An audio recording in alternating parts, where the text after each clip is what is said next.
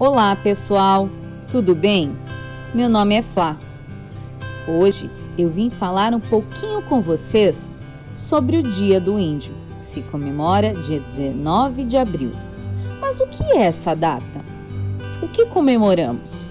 Por que comemoramos ela? Essa data é para lembrarmos, respeitarmos, preservarmos e valorizarmos a cultura dos povos indígenas. Essa data também serve para lembrarmos as raízes que formaram o povo brasileiro e reforçar a identidade do povo indígena na nossa cultura, os primeiros habitantes da nossa terra. Mas como trabalhar essa data comemorativa de forma significativa, que faça sentido ao nosso aluno? Não se preocupe, darei algumas dicas de atividades e modos que podemos trabalhar com isso. É importante falarmos que a história dos povos indígenas deve ser trabalhados em todos os níveis da educação básica, desde a educação infantil, anos iniciais, ensino fundamental, anos finais, ensino médio. Mas a dúvida sempre surge: como trabalhar? Pintar um desenho? Não, evite essas atividades de pintar um desenho, fantasiar uma criança de índio. Ela tem que conhecer os povos indígenas, conhecer a cultura indígena e valorizar ela. Então pesquise e apresente aos alunos os povos indígenas, tribos, aldeias que pertenciam ou pertencem à sua região. Pesquise também aspectos culturais, aborde os hábitos da tribo, os rituais, alimentação, organização, divisão das tarefas, lugares na infância na aldeia. Compare a vida deles com a das aldeias indígenas. O que tem de diferença, o que eles conhecem, o que não conhecem. Apresentar às crianças os jogos e brincadeiras são muito interessantes. Muitos jogos e brincadeiras possuem origem indígena. Pesquisem, explorem, experimentem essas brincadeiras. Afinal, brincando também se aprende.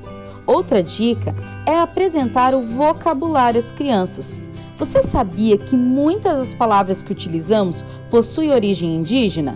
Mingau, peteca, capivara. Esses são alguns exemplos, mas há inúmeras palavras que compõem o nosso vocabulário e possuem origem indígena. A culinária também é muito importante apresentar.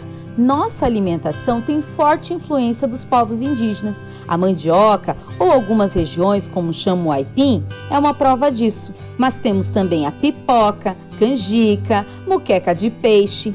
Esses são alguns pratos que possuem influência indígena. E as histórias e lendas? Isso mesmo, a literatura é uma ferramenta muito interessante. A partir das lendas e contos, você poderá abordar diversos aspectos. Em vídeos anteriores, eu trouxe algumas contações de história, como por exemplo, essa, Menino Puti, de Ana Maria Machado e Cláudios. Essa história você pode explorar o vocabulário, o significado das palavras como taba, oca, alumia, por exemplo. Você pode trabalhar com os animais que aparecem na história e seu habitat, estabelecer relações com os diferentes tipos de moradia, a relação do homem com o ambiente e os animais. São muitas as possibilidades. Outra história muito interessante, apresentada num vídeo anterior para os anos iniciais e educação infantil, é esta, o Curumim, de Tiago Reich. A partir dessa história, você pode trabalhar o significado de curumim, explorar os diferentes cenários da história, perguntar o que cada um gosta de fazer ou brincar, o que eles sonham, o que desejam. Outra história cativante que trouxemos também anteriormente é o Curumim que Virou Gigante, de José Rufino dos Santos. Essa história tem uma belíssima lenda indígena. Podemos abordar as lendas indígenas, relações familiares, aceitação pelo grupo. A partir dessa história, há várias possibilidades que podemos abordar página por página. Você também pode aproveitar a última questão do livro para falar sobre o significado de lenda. Explique aos alunos que não se trata necessariamente de mentiras, e sim de narrativas poéticas e míticas, mágicas, para explicar algum fenômeno ou fato. Abra um leque de possibilidades e peça para eles buscarem as lendas da região para compartilhar com os colegas. O que não podemos esquecer é que os povos indígenas são essenciais para a história do nosso país.